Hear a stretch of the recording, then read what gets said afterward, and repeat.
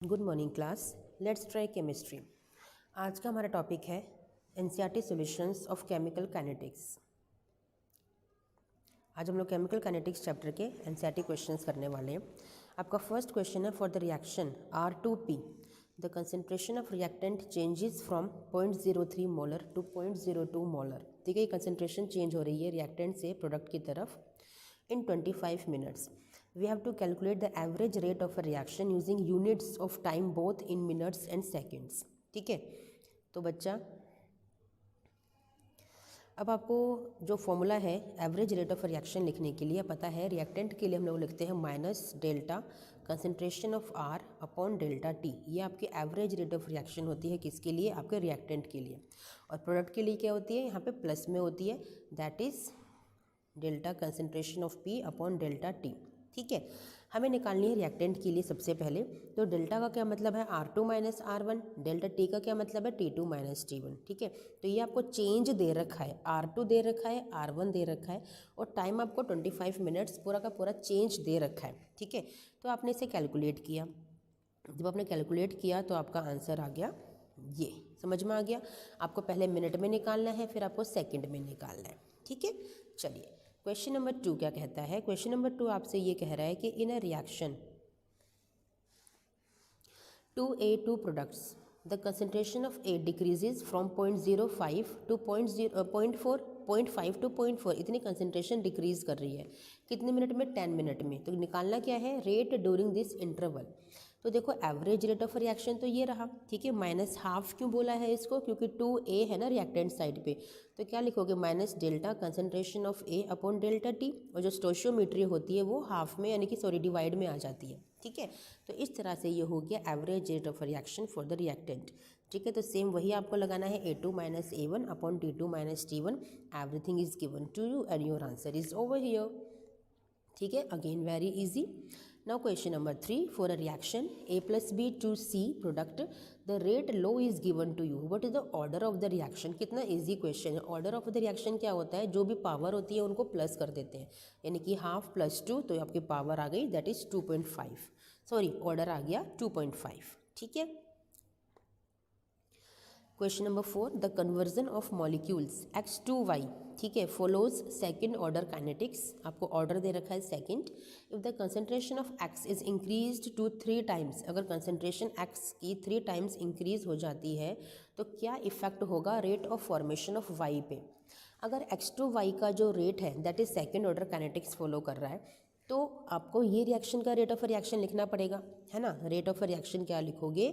आप लिखोगे के concentration of X to the power, जो आपका रेट है, जो आपका ऑर्डर है, order is second order kinetics, तो सेकेंड ऑर्डर आपका आ गया। ठीक है, अब क्योंकि आपको बोला है कि अगर इसका जो कंसंट्रेशन है वो आपका 3 टाइम्स इंक्रीज कर दें, यानी कि ट्रिपल कर दिया है, तो ये 3 3 जा 9 हो गया ना, तो इट इज़ 9 टाइम्स। ठीक है, तो इतना फ़र्क पड़ेगा आपका इस पे। तो कंसंट्रेशन कितनी इंक्रीज हो गई? आपकी कंसंट्रेशन इंक्रीज हो गई रिएक्टेंट की 9 टाइम्स। ठीक है, ठीक है बच्चा, चलिए now question number 5, a first order reaction has a rate of this. ये रेट कांस्टेंट आपको दे रखा है, के की वैल्यू दे रखी है। फर्स्ट ऑर्डर के लिए कितना टाइम लगेगा 5 ग्राम ऑफ दिस रिएक्टेंट को 3 ग्राम के लिए रिड्यूस होने में? आपको सिंपल टाइम निकालना है।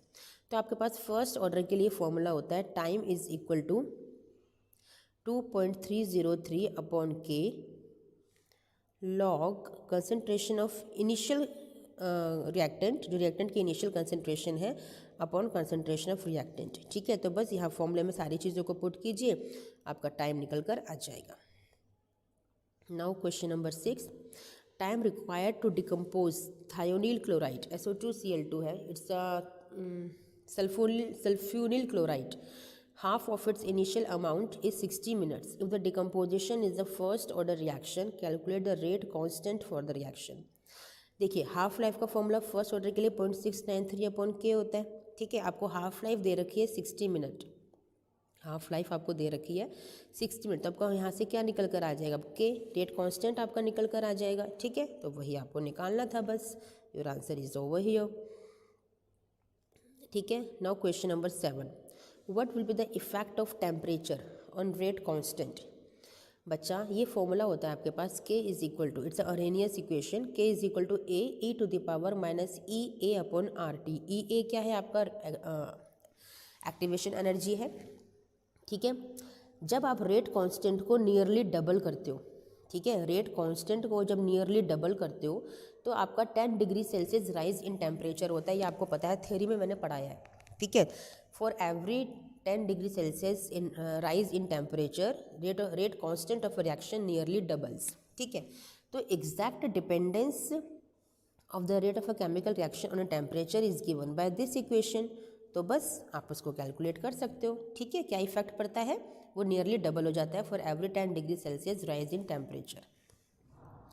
The rate of a chemical reaction doubles for an increase of 10 kelvin in absolute temperature. Calculate activation energy, ठीक है। अब देखिए टेम्परेचर आपको 298 केल्विन गिवन है, ओके। T2 क्या निकालोगे, T1 हो गया, T2 क्या हो गया, 10 केल्विन का राइज है, यानी कि 298 प्लस क्या 10, ठीक है, केल्विन में। अब देखो हमें पता है कि rate of reaction nearly double हो जाता है जब हम 10 डिग्री सेल्सियस का राइज करते हैं, ठीक है। तो K1 इज इक्वल टू के, यानी कि K2 is equal to 2K, उसका ट्वाइस हो गया, ठीक है। तो बस फिर आपके पास ये फॉर्मूला है बच्चा, ठीक है। आपने K1 K2 निकाल लिया, T1 T2 आपने निकाल लिया, इस फॉर्मूले में पुट कर दीजिए। Log K2 upon K1 is equal to activation energy upon 2.303 R T2 minus T1 upon T1 T2। सारी वैल्यूज़ आप निकाल चुके हो, ऊपर T1 T2 निकाल चुके हो, K1 K2 निकाल चुके हो, तो बस आपने पुट किया और and your answer is here. Activation energy for the reaction is this eight 581 kelvin. Calculate the fraction of molecules of reactants having energy equal to or greater than activation energy। आपको fraction of molecules निकालने हैं reactants के, ठीक है, जो जिनकी energy या तो इक्वल है या ज़्यादा है एक्टिवेशन एनर्जी से। अब देखिए एक्टिवेशन एनर्जी आपको दे रखी है 209.5 किलो जूल पर मोल, इसे जूल पर मोल में कन्वर्ट किया। Temperature is 581 kelvin, gas constant is 8.314 joule per kelvin per mole, ठीक है। Now fraction of molecule of reactant जिनकी एनर्जी इक्वल या ग्रेटर है एक्टिवेशन एनर्जी से, उसके लिए फॉर्मूला ये होता है आपके पास, x is equal to E to the power minus E A upon R T.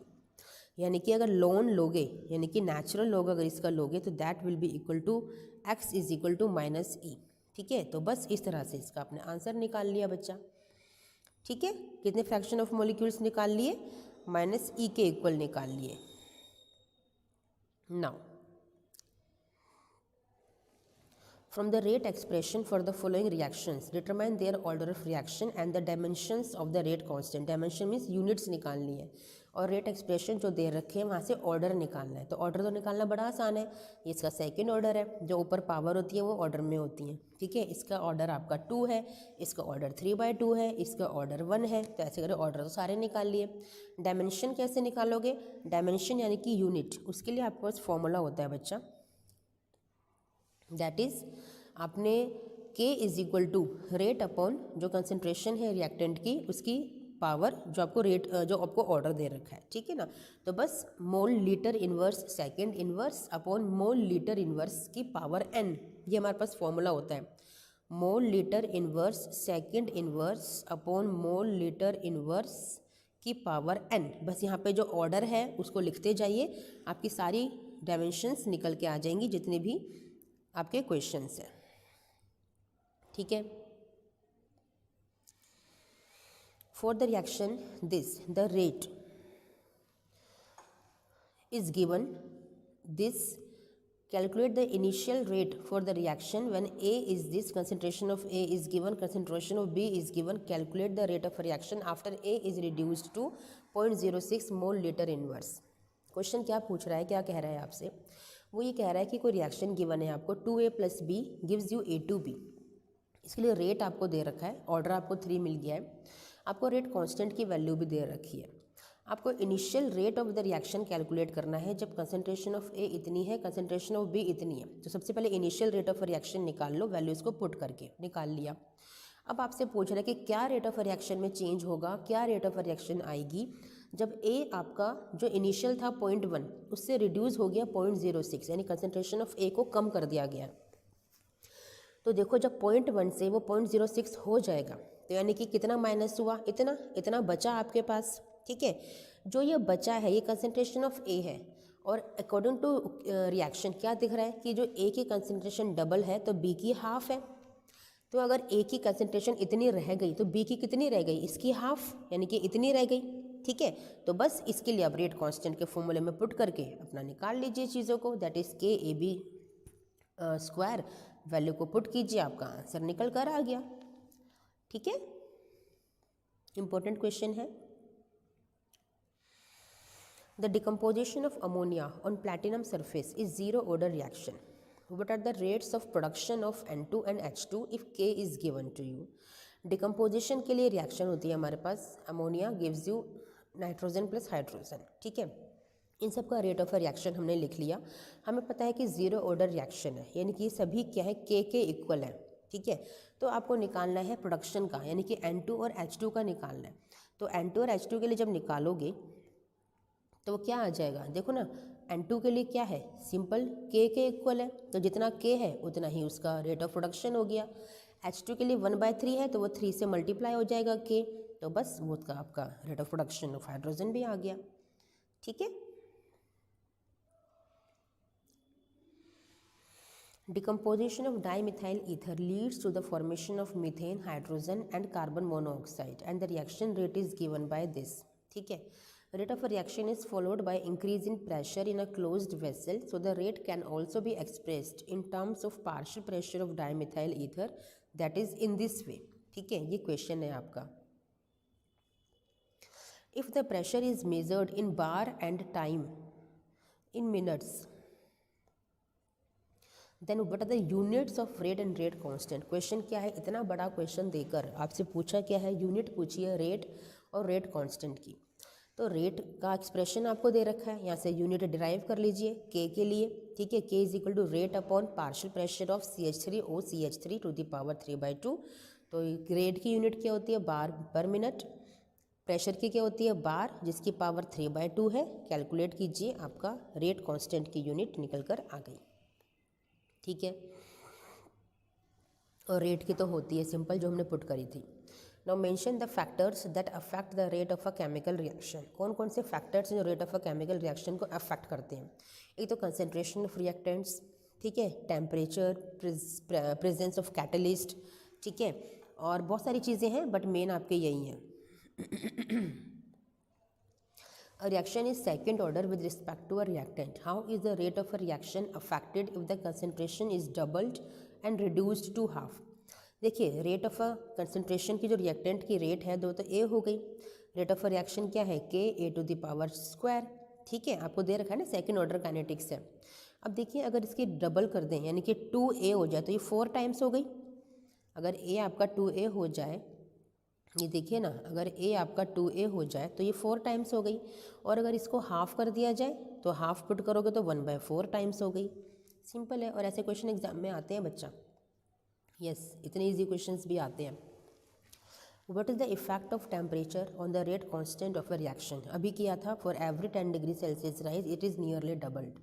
How can this temperature effect on rate constant be represented quantitatively? ये तो क्वालिटेटिवली है, और क्वांटिटेटिवली के लिए आपके पास एक्सप्रेशन होता है, that is Arrhenius equation expression, k is equal to A to the power minus EA upon RT।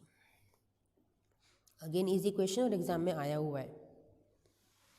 In a pseudo first order reaction, pseudo first order reaction क्या होती है बच्चा, जिसमें कि आपको रेट ऑफ रिएक्शन आपका कोई और होता है, लेकिन बाद में निकलता क्या है वो, या होता कौन सा है, फर्स्ट ऑर्डर रिएक्शन होता है, तो उसे बोलते हैं pseudo order, pseudo first order reaction. जो होती कोई और ऑर्डर की रिएक्शन है, बट थ्योरेटिकली कोई और ऑर्डर की रिएक्शन होती है, बट एक्सपेरिमेंटली कौन सी निकलती है, वो फर्स्ट ऑर्डर की निकलती है। ठीक है, आपको हाइड्रोलाइसिस ऑफ एस्टर दे रखा है वाटर में, इसके कुछ रिजल्ट्स आपको मिले हैं। ठीक है, हाइड्रोलाइसिस ऑफ एस्टर इसका एग्जांपल होता है सूडो फर्स्ट ऑर्डर रिएक्शन का। ये आपको कुछ रिजल्ट मिला है। Calculate average rate of reaction between time interval 30 to 60 second. इनके लिए आपको एवरेज रेट ऑफ रिएक्शन निकालना है। And calculate pseudo first order rate constant for the hydrolysis of ester. Average rate of reaction निकालना है। ठीक है, ये आपका देखिए टाइम 60 सेकेंड के लिए इतना कंसंट्रेशन है और टाइम 30 सेकेंड के लिए इतना कंसंट्रेशन है, तो इट इज़ यहाँ से एक्सप्रेशन से निकाला आपने, एवरेज रेट ऑफ रिएक्शन निकाल लिया फ्रॉम 30 to 60 सेकेंड, ठीक है। अब सूडो फर्स्ट ऑर्डर रिएक्शन के लिए आपके पास फॉर्मूला है K is equal to 2.303 upon T log initial concentration of reactant upon concentration of reactant. तो फॉर्मूले में सारी चीज़ें पुट कीजिए, आपके पास सब कुछ है, निकल कर आ गया, ठीक है। इसके बाद देखिए आप एवरेज रेट कांस्टेंट आपको निकालना है, तो वो क्या होगा, कितने रेट कांस्टेंट है, K1 plus K2 plus K3। Average कैसे निकालते हो, डिवाइडेड बाय 3। तो बस ये आपका एवरेज रेट कांस्टेंट निकल कर आ गया, ठीक है।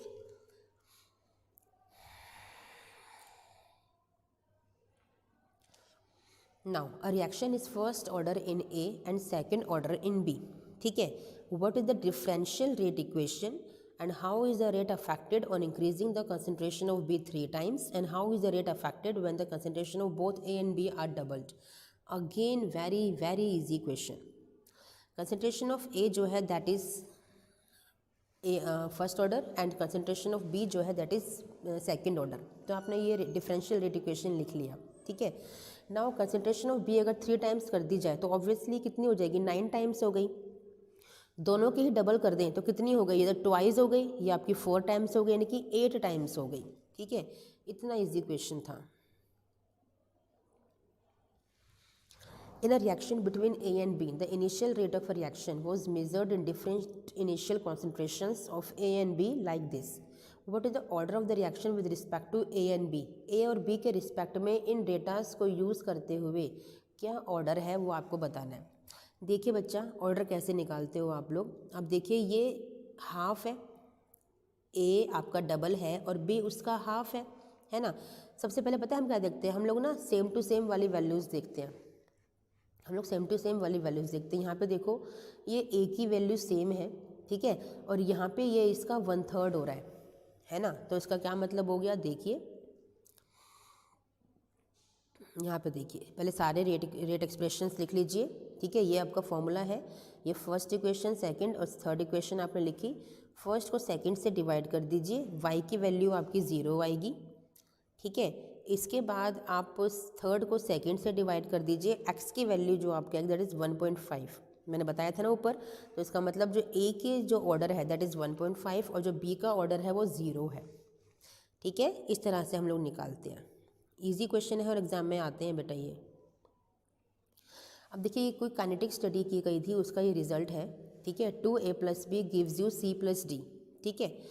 ये आपको डेटा गिवन है, आपको रेट लो निकालना है और रेट कांस्टेंट निकालना है। सेम वही तरीका है, फिर से अपनी सारी क्वेश्चंस को लिख लीजिए, डिवाइड मल्टीप्लाई करके देख लीजिए, x और y की वैल्यू निकाल लीजिए। x और y की वैल्यू आने से आपको पता चल जाएगा कि कितना आपका रेट कांस्टेंट है, ठीक है। The reaction between A and B is first order with respect to A and 0 order with respect to B, ठीक है। फिर इन द ब्लैंक्स आपको ये सारे फिल करने हैं। अगेन रिएक्शंस को बनाइए, मतलब इक्वेशंस को क्रिएट कीजिए और इक्वेशंस को क्रिएट करके आपके फिल इन द ब्लैंक्स हो जाएंगे, ठीक है। प्रॉब्लम आती है तो मुझसे पूछ लीजिएगा, अदरवाइज क्वेश्चंस बहुत ईजी हैं बच्चा, इसलिए मैं नहीं करवा रही हूँ, कुछ आपके लिए छोड़ रही हूँ मैं। Calculate the half life of a first order reaction, ये सारे रेट कांस्टेंट आपको दे रखे हैं, फर्स्ट ऑर्डर के लिए हाफ लाइफ निकालनी है। This is your formula, half life for first order 0.693/K, ठीक है। आपको सबसे पहले K की वैल्यू दे रखी है 200 सेकेंड इनवर्स, पुट करिए आपका आंसर आ गया, ठीक है। ऐसे ही आप सेकेंड और थर्ड भी बड़े आराम से निकाल सकते हो। Now question number 14, the half life for radio active decay is this, an archaeological artifact containing wood had only 80% of the carbon-14 found in the living tree। जो बचा है वो 80% है, यानी पहले कितना था, 100% था। तो आपको एस्टिमेट करनी है एज ऑफ द सैंपल, बड़ा इजी है। फर्स्ट ऑर्डर के लिए ये आपका वैल्यू है, आपने निकाल लिया रेट कांस्टेंट। आपको पता है ये एक्सप्रेशन है टाइम के लिए, ठीक है। तो आपको K जब आ गया तो K की वैल्यू को पुट कर सकते हो, तो आपका टाइम निकल कर आ गया, क्योंकि एज ऑफ द सैंपल निकालनी है, यानी कि टाइम निकालना है हमें। तो time is 1845 years. Experimental data for the decomposition of N2O5 is given. Reaction is given in the gas phase. We have to plot the graph of N2O5 against T, ठीक है। सबसे पहले कंसनट्रेशंस आपको सारी दे रखी हैं, ठीक है। हाफ लाइफ भी निकालनी है, ग्राफ भी प्लॉट करना है, रेट लो भी निकालना है, ठीक है। सब कुछ है, सारी चीज़ें आप देख सकते हो, ठीक है। इजी क्वेश्चन है, जैसे हमने ऊपर अटैम्प्ट किया है ना, वैसे ही हम लोग करते करते इस रिजल्ट पर आ जाएंगे। इंपॉर्टेंट क्वेश्चन नहीं है, एग्जाम में नहीं आता।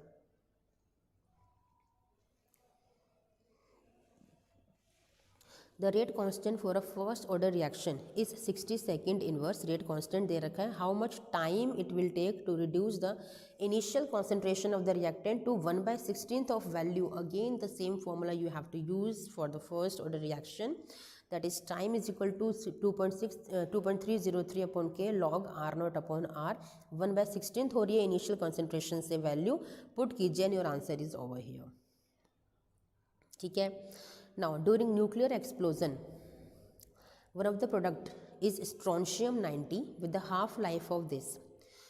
If 1/4 gram of this was absorbed in the bones of a newly born baby instead of calcium, how much it will remain after 10 years and 60 years if it is not lost metabolically. कितना अच्छा question है. k is equal to 0.693 upon t half. आपने k की value निकाल ली. t के लिए ये formula है आपके पास. इनिशियल कॉन्सेंट्रेशन आपको दे रखी है कि 1 है, 1 ग्राम है आपके इनिशियल कॉन्सेंट्रेशन, है ना. That is it is 1 gram. Okay, तो आपने यहाँ से निकाल लिया क्या, आपने अपनी जो कॉन्सेंट्रेशन ऑफ द रिएक्टेंट है स्ट्रोंशियम की वो आपने यहाँ से निकाल लिया. ठीक है, ये वो है जो 10 ईयर्स के बाद आपकी बचेगी. अब आपको निकालनी है कि अगर ये मेटाबॉलिकली लॉस्ट नहीं होते तो 60 साल के बाद कितनी बचेगी. तो यहाँ पे टाइम कितना हो गया 60.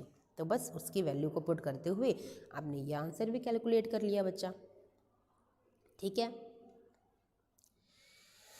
Question number 18. For the first order reaction, show that time required for 99% completion is twice the time required for completion of 90% of the reaction. Very important reaction. आप देखिए टाइम के लिए फॉर्मूला है. ठीक है, पहले आपको निकालना 99% के लिए, तो 100% था, तो 100 माइनस 19 कितना बचा 1%. तो उसके लिए आपका ये आ गया T1. फिर आपको 90% के लिए निकालना है, तो यानी कि 100 माइनस 90 यानी कि 10. उसके लिए आपका ये आ गया. दोनों को इक्वेट करिए, इट इज़ ट्वाइस. बस सिंपल क्वेश्चन था, इतना इजी और एग्जाम में आता है 2 से 3 नंबर में और फ्री के नंबर मिलते हैं बच्चा. A first order reaction is 40 minute, takes 40 minute for 30% decomposition. Calculate half life. Again very easy question. पहले टाइम के फॉर्मूले को यूज़ करते हुए के निकाल लिया, फिर आपने के को यूज़ किया हाफ लाइफ के फॉर्मूले में and your answer is here. ठीक है. Question number 20. डिकम्पोजिशन दे रखा है azo isopropane to hexane and nitrogen and following data is obtain. Calculate the rate constant, यानी कि टाइम और इस प्रेशर को यूज़ करते हुए आपको रेट कांस्टेंट का वैल्यू निकालना है. ठीक है, तो देखिए डिकम्पोजिशन हो रहा है, प्रेशर के टर्म्स में हो रहा है. तो पहले पी नॉट प्रेशर था, यहाँ पे 0 था, यहाँ पी नॉट माइनस पी कुछ प्रेशर कम हुआ क्योंकि इनका पी प्रेशर है. ठीक है, तो टोटल प्रेशर कितना हो गया, टोटल प्रेशर हो गया आपका P not minus P plus P. ठीक है बच्चा. अब देखिए यहाँ से पी टी आपने निकाल लिया, तो पी टी आपका आ गया ये. ठीक है, और पी यहाँ से निकाल लिया. अब देखो अगर पी नॉट माइनस पी आपका इसके इक्वल है, तो यानी कि ये इसके इक्वल आ गया. तो फर्स्ट ऑर्डर रिएक्शन के लिए जो आपका एक्सप्रेशन है, जब उसमें आपने वैल्यूज़ को पुट किया तो वहाँ से के की वैल्यू निकल कर आ गई आपकी. ठीक है, वहाँ से आपका टाइम भी निकल कर, टाइम आपको दे रखा है 360 सेकेंड, तो उसकी वैल्यू को पुट करते हुए आपकी के की वैल्यू निकल कर आ गई ये. ठीक है, इतना इजी क्वेश्चन था, बट स्टार्टिंग में थोड़ा सा इंपॉर्टेंट है क्योंकि प्रेशर के टर्म्स में हमें यहाँ पे रिएक्टेंट की कॉन्सेंट्रेशन को मेज़र करना है. ठीक है, प्रेशर के टर्म्स में. ओके बच्चा. Now 21st question. The following data were obtained during the first order thermal decomposition of SO2 Cl2 at constant volume. We have to calculate rate of a reaction when total pressure is 0.65 atm. Similarly है, वैसे same to same निकालना है. देखिए pressure के terms में उसी तरह से क्वेश्चन को निकालना है जैसे अभी ऊपर किया था. ठीक है, अपने आप करने की कोशिश कीजिएगा इसको. नेक्स्ट क्वेश्चन है, अगेन ग्राफ ड्रॉ करना है आपको के लॉन के वर्सेस 1/t के रिस्पेक्ट में. ठीक है, और वैल्यू ऑफ ए और एक्टिवेशन एनर्जी की वैल्यू भी निकालनी है आपको. तो ये मैंने कहा था इस तरह के क्वेश्चन इंपॉर्टेंट नहीं होते. फिर अब देख लीजिए क्वेश्चन इजी है, मैंने करवा चुकी हूँ सारे क्वेश्चन इस तरह के. अटैम्प्ट करने की कोशिश कीजिएगा. नहीं समझ में आता है then let me know. Now the rate constant for the decomposition of hydrocarbons is this at 546 Kelvin. Activation energy is this. What will be the value of pre-exponential factor? A की वैल्यू पूछी है, तो फॉर्मूले में put कीजिए सारी values को. Put all the values in the formula. This is over here your formula. Natural law के रिस्पेक्ट में निकालिए, लॉग विद बेस 10 के रिस्पेक्ट में निकालिए। This is the formula, direct भी आप लिख सकते थे बड़े आराम से। Put all the values over here and your answer is here. Question number 24, consider a certain reaction products. ठीक है, आपको के की वैल्यू दे रखी है, कंसंट्रेशन ऑफ ए कैलकुलेट करनी है remaining after 100 second if the initial concentration is this. Again easy question है, ये सब कुछ फॉर्मूला है आपके पास, सारी वैल्यूज़ को पुट कर दीजिए इसके अंदर, आपका आंसर बड़े आराम से निकल के आ जाएगा। 25th question, sucrose decomposes in acid solution into glucose and fructose according to the first order rate law. Half life is given, what fraction of sample remains after 8 hours. Simple ही वाला formula use कर लो बेटा। यहाँ से आप half life का formula use करते हुए अपने के की वैल्यू को निकाला, अपने हाफ लाइफ को यूज़ करते हुए के की वैल्यू को निकाला, के की वैल्यू को यहाँ पे रखिए, टाइम आपका यहाँ से निकल के आ जाएगा। ठीक है, यस, टाइम आपको दे रखा था वहाँ पे, हाँ, के की वैल्यू को निकालना था। Now decomposition of hydrocarbon follows the equation calculate activation energy. यहाँ से एक्टिवेशन एनर्जी को निकालना है, इक्वेट करके निकालेंगे, ये आपका फॉर्मूला है। ठीक है, यहाँ पे E A upon R T is equal to 28,000 यहाँ से निकाला, upon k upon T, activation energy इसके इक्वल आ गया। ऐसे यहाँ से इसको रिलेट कर लीजिए, दोनों को इक्वेट करिए, आपका आंसर निकल के आ गया। Rate constant for the first order decomposition of H2O2 is following the following equation. Calculate activation energy and at what temperature with its half period be 256 minutes. यहाँ पे ये भी इजी है, ऊपर की तरह ही होना है। देखिए ये रहा क्वेश्चन आपका, लॉग के रिस्पेक्ट में इसको लिखा, इक्वेट किया एंड देन हाफ लाइफ का फॉर्मूला यूज़ करते हुए आपने के यानी कि रेट कांस्टेंट की वैल्यू को निकाल लिया। ठीक है, इसके बाद टाइम पीरियड आपको निकालना है, टाइम पीरियड भी आपको यहाँ से आराम से इस फॉर्मूले को यूज़ करते हुए निकल गया बच्चा। ठीक है,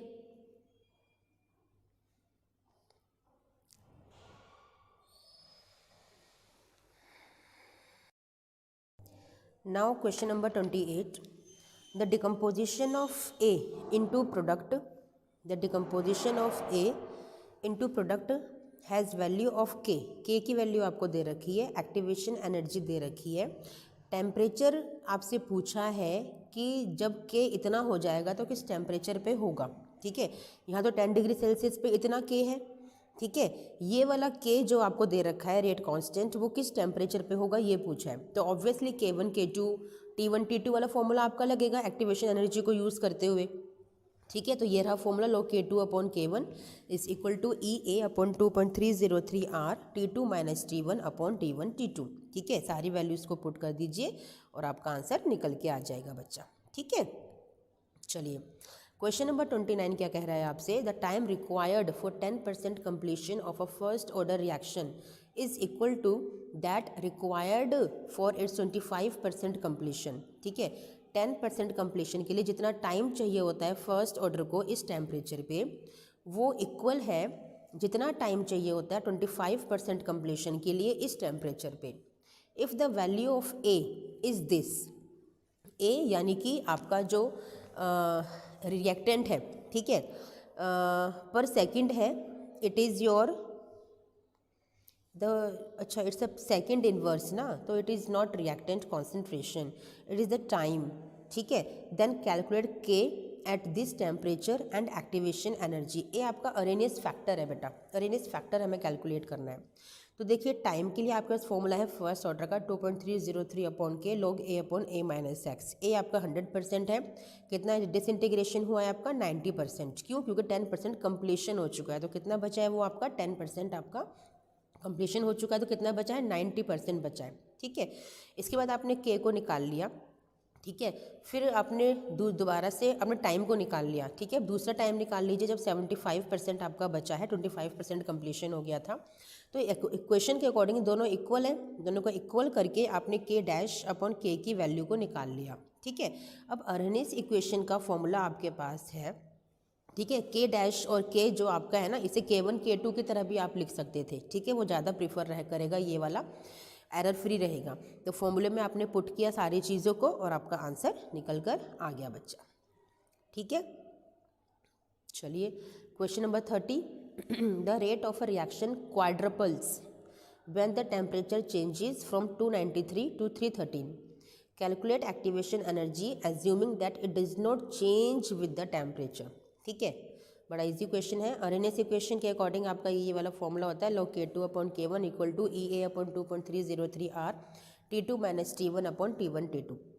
ठीक है, K2 इक्वल टू दे रखा है क्वाड्रपल यानी कि 4K1, T1 is given, T2 is given, put all the values and you will get the activation energy. ठीक है, बस now the chapter is and. ठीक है, हमने चैप्टर पूरा कवर कर लिया है। फिर भी कोई प्रॉब्लम है तो आप मुझे मैसेज कर सकते हैं बेटा कमेंट बॉक्स में, I will solve your every problem. ठीक है बच्चा, चलिए मिलते हैं नेक्स्ट वीडियो में। Till then thank you, bye.